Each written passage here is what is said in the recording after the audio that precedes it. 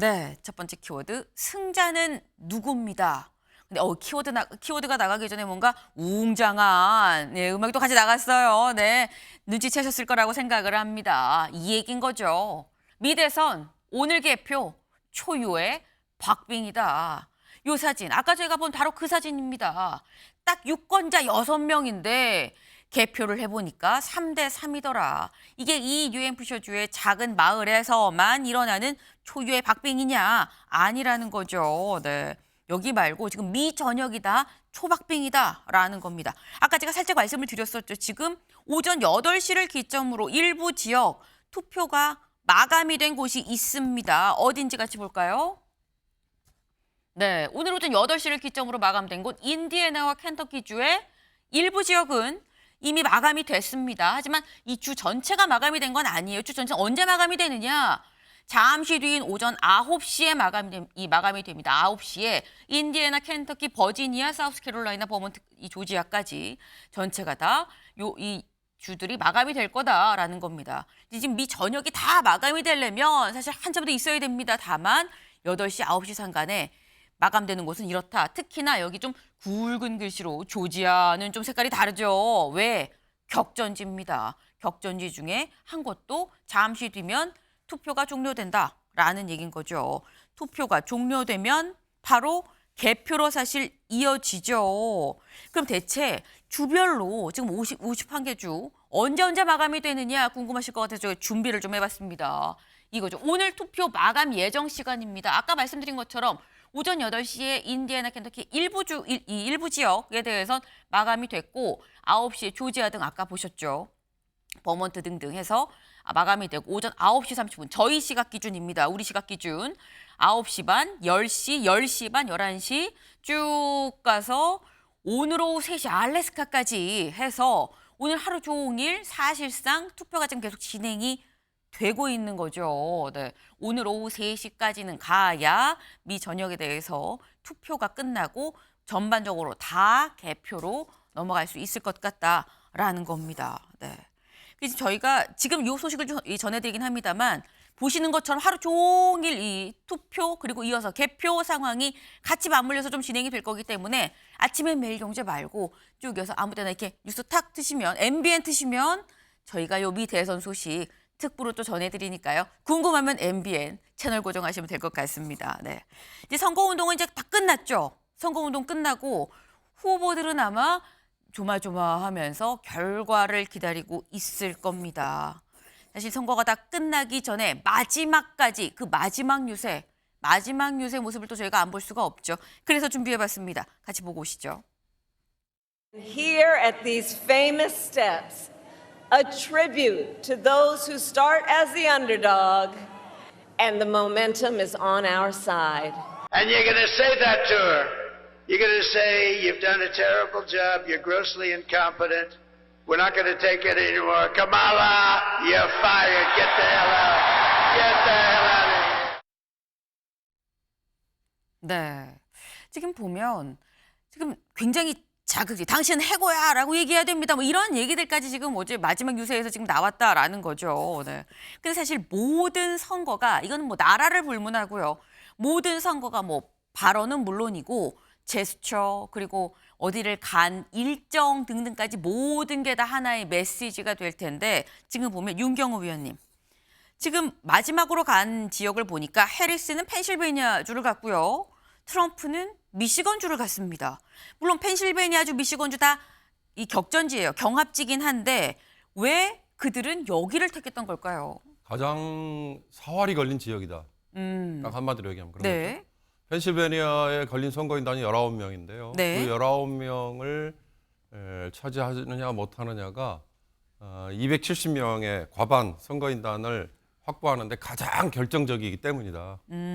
트럼프 역시 마찬가지인데 트럼프는 왜 그러면 미시간도 양다리를 걸쳤을까? 그러니까요.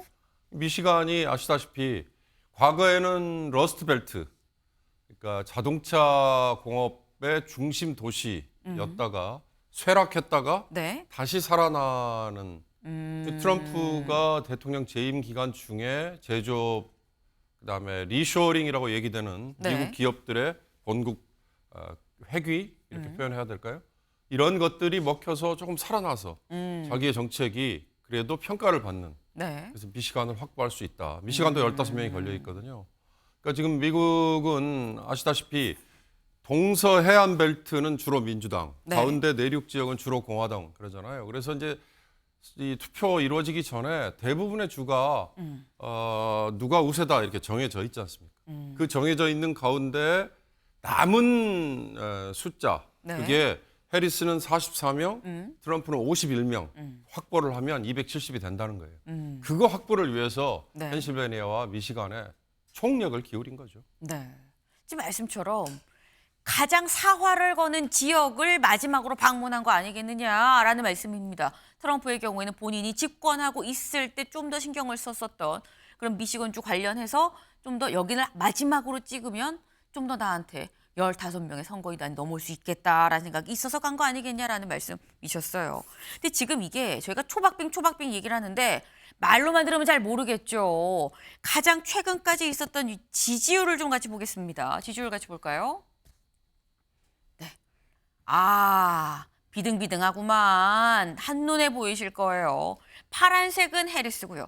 빨간색은 트럼프입니다. 그런데 지금 보면 애리조나, 조지아, 미시간, 네바다 등등등 지금 저 옆에 위스콘신까지 7개의 주가 다 격전지인데 격전지 보면 48, 50, 45, 49, 49, 50, 48, 47 비슷비슷해요. 네, 끝까지 가지도 않겠습니다. 1%포인트, 이 커봤자, 이 폭차가 커봤자 3, 4%포인트 차예요. 오차 범위 내에서 지금 격전을 벌이고 있다라는 거죠. 근데 차두현 의원님, 이 정도로 박빙이었던 미대선이 있었나 싶거든요.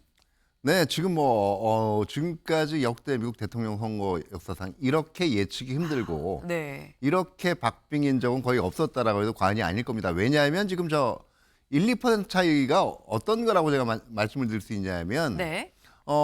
저희가 이제 그 오차 범위를 생각을 하면 저 보통 한번 1,000명 내외로 이제 이 여론조사를. 샘플을 잡아가지고 한 네. 거거든요. 그러면 거기서 5명 정도, 그러니까 양쪽으로 10명이지만 한쪽으로 5명이 그쵸. 잘못 이동하면 네. 이쪽으로 1% 차이가 나는 거예요. 한 집에 5명 그러니까 있으면 5명 정도만 한 집도 넘어가면 그냥 넘어가는 자기 거죠. 실제로 의사를 숨기거나 아니면은 이 실질적으로 이 다른 선택을 했다라고 할 경우에 조사 네. 당시와 완전히 결과가 바뀔 수 있다라는 거기 때문에 사실 저기서 1~2% 지금 우세하다라는 거는 아무런 의미가 없어요. 그러니까 선거 당일날 여러 가지 변수에 있어서 얼마든지 바뀔 수 있다라는 거고요. 또 네. 하나는 지금 두 후보가 우세하다라는 지역이 조사 기관마다 달라요. 아하, 네. 다시 말해서 어떤 거냐면 일정하게 어느 주는 확실하게 그게 한두 주밖에 안 돼요. 주요 경합지라고 얘기할 수 있는 펜실바니아 같은 네. 경우, 그다음에 노스캐롤라이나, 그다음에 조지아, 미시간 이게 모두 지금 이 조사 기관마다 실적으로 누가 우세하냐의 지금 결과가 지금 다르게 나오고 있거든요. 네. 그렇기 때문에 실적으로 이거는 이 개봉을 해봐야 안다라는 거고 또 개봉을 한다라고 하더라도 이 보통 이 먼저 지금 이 출구조사 결과들이 먼저 발표가 될 거예요. 이제 9시 한 반경부터. 그것도 만약에 1~2% 사이의 접전이면 네. 그것도 정확하다라고 얘기할 수가 없다라는 거예요. 결국은 먼저 이제 현장 투표를 개봉을 하고 네. 그 다음에 이제 사전 투표들을 카운트를 하게 되는데 사전 투표까지 다 해봐야 지금 최종 결과는 나올 수 있을 걸로 예상이 되고 있는데요. 그만큼 사실 한 10월 이후부터는 전국 지지율도 그렇고 주요 경합주 지지율도 한 1~2% 차이 내에서 두 후보가 엎치락뒤치락 해왔기 때문에 정말 앞을 지금 예측하기가 힘드네요. 네. 지금 말씀 들으셨죠. 사실 이게 1~2%포인트 차이라고 한다면 5명 정도의 차이다. 5명이 날 지지하느냐, 저 사람을 지지하느냐, 이 차이로 지금 갈리는 거 아니겠느냐라는 말씀이에요. 5명의 표로 선거인단 전체 주 하나의 선거인단 전체가 넘어갔다가 왔다가 지금 하고 있는 그런 상황이란 말씀인 건데 말씀처럼 오늘 오전 9시 30분이 좀 넘어갈 그쯤에서 아마 출구조사 결과가 나올 겁니다. 근데 그 출구조사 결과마저도 지금처럼 이 정도의 박빙이다라고 한다면 그야말로 완전히 개표를 다 끝내야만 결과를 알 수 있는 상황이 될 수 있다. 라는 말씀이에요. 그래서 자꾸 저희가 초박빙 지금 얘기를 하고 있는 겁니다. 근데 이 정말 초박빙 이어서인지는 몰라도 유독 이번에 미 대선 사건 사고가 상당히 많았습니다. 어떤 사건 사고가 있었는지 영상으로 같이 만나보시죠. Look what happened.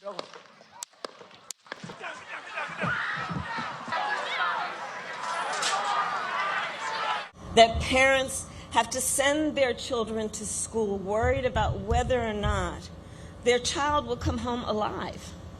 It's senseless. It is, we've got to stop it. Like, I don't know if you guys know this, but there's literally a floating island of garbage in the middle of the ocean right now.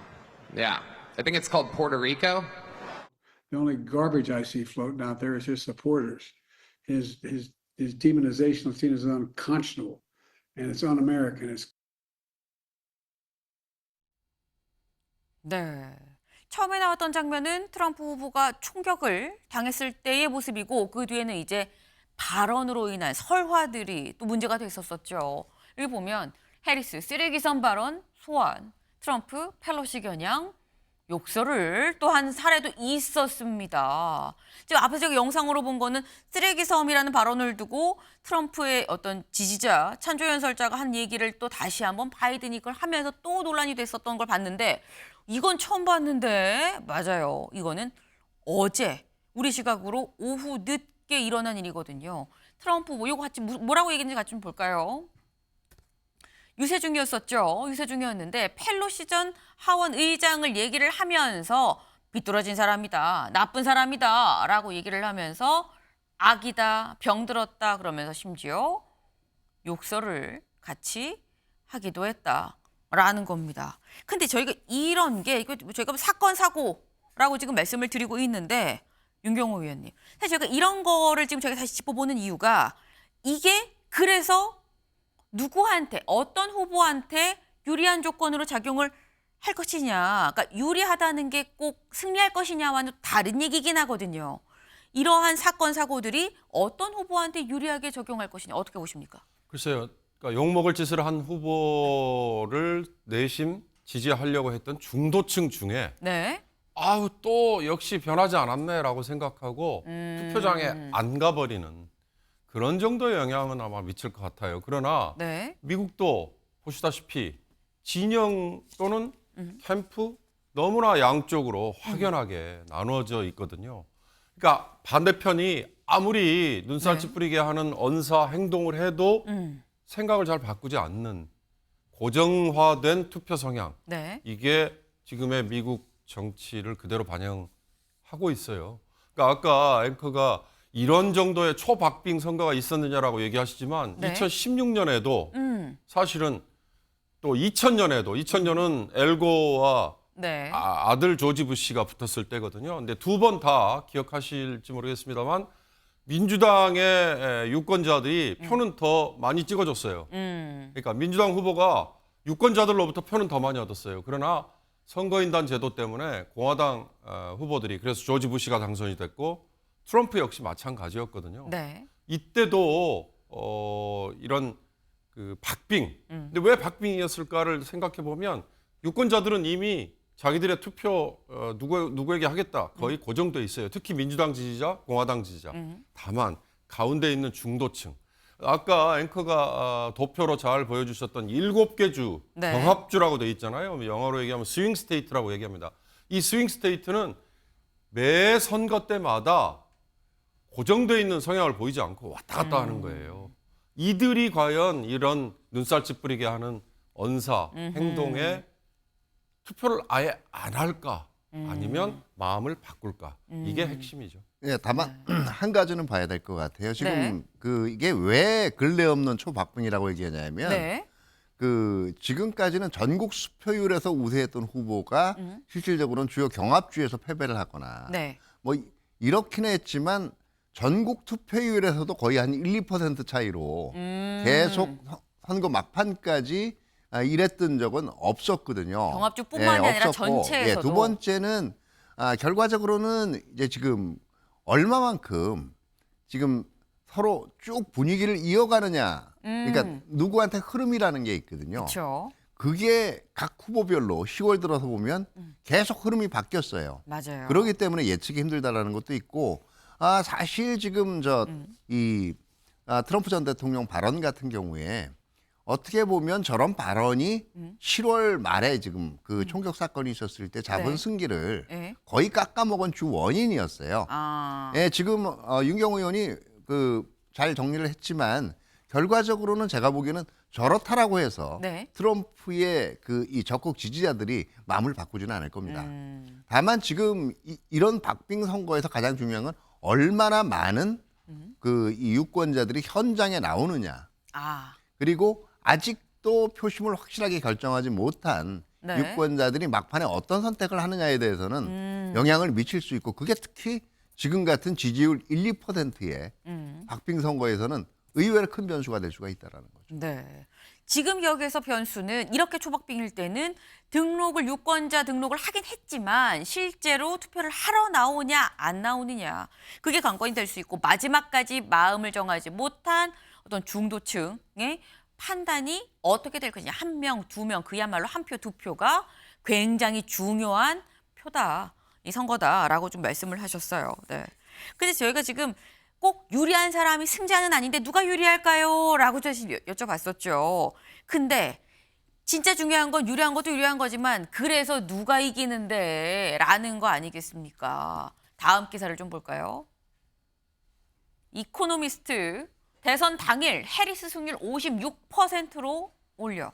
지금 각종 전망들이 나오고 있어요. 누가 이길 것 같아요? 라는 전망들이 나오는데 이코노미스트는 이렇게 평가를 하고 있다는 거죠. 이코노미스트의 대선 예측 모델상 당선 확률을 좀 보면 처음에는 트럼프가 57 그리고 해리스가 43이었습니다. 그러다가 엎치라 여기서 한번 크로스가 돼요. 그러다가 막 붙었다가 크로스 됐다가 여기서 다시 또 크로스가 돼서 최종적으로 해리스가 56 그리고 트럼프가 43 13%포인트입니다. 이렇게 되면 이코노미스트는 이거는 해리스가 이길 것 같아요 라는 얘기인 거겠죠. 근데 이게 문제는 전반적으로 다 그럼 해리스 승이라고 판단을 하느냐라는 겁니다. 다음 기사 볼까요? 이코노미스트는 해리스인데요. 더 힐은 트럼프를 얘기를 하고 있다라는 거죠. 쪽집게 예측 모델도 혼전이다. 아까 저희 막대 그래프 비등비등한 거 보셨죠? 여기 좀 볼까요? 미국 대선 후보의 선거인단 확보 예상치입니다. 선거인단을 누가 더 많이 확보하느냐가 승자인 건데 여기를 보면 이코노미스트, 크리스탈볼, 538, 실버 블러튼 그리고 여기까지는 해리스가 이긴다라고 얘기를 하고 있어요. 여긴 지금 선거인단 수고요. 다만 여기 실버 블러틴은 이 승리할 확률을 퍼센트로 지금 나타낸 건데 이코노미스트를 포함해서 4군데 정도는 해리스가 이깁니다. 근데 이긴다고 해도 뭐 몇 명 차이가 사실 나진 않아요. 어쨌거나 이럴 것 같아요라는 건데 트럼프를 이길 거다라고 보는 것도 있다라는 거죠. 더 힐. 그리고 리얼 클리어 폴리틱스 등등은 트럼프가 이길 거다라고 보고 있는 겁니다. 차 의원님. 네. 누가 최종 승자라고 보십니까? 정말 지금 그걸 얘기한다라는 거는 네. 힘든데요. 네. 굳이 얘기하자면 저는 선거 막판의 경향으로 볼 때는 해리스 쪽에 조금 더 철수가 여전히 있다라고 봅니다. 왜냐하면 네. 지금 아까 이 예측 모델들의 이 전반적인 추세 성향을 보면 네. 10월 한 마지막 주 들어서요. 마지막 주 들기 전부터 사실은 이 당선 가능성이 역전됐어요. 트럼프가 올라갔다가 대부분 거기서 벌려나가는 게 일반적인데 네. 거기서 지지율 1, 2% 차이에서 앞서가다 다시 이제 지금 선거 한 일주일 정도를 앞두고부터 분위기가 반전되기 시작했단 말이에요. 이게 무슨 얘기냐면 네. 중도층이라든가 그동안 확실한 지지를 표명하지 않고 있던 유권자들이 여론조사에서 결집되는 성향을 보이기 시작을 했다는 것도 있고요. 지금 사실은 저 양쪽에 저렇게 예측 모델이 나왔다는 얘기는 50대 50이란 얘기예요. 네, 네이트 실버가 지금 얘기하는 저 50.01호하고 49.647호라는 게 뭐냐면요. 네. 시뮬레이션을 8만 번을 해봤다는 거예요. 8만 네. 번. 그 중에서 4만 12번 네. 카밀라가 이겼다는 얘기고요. 네.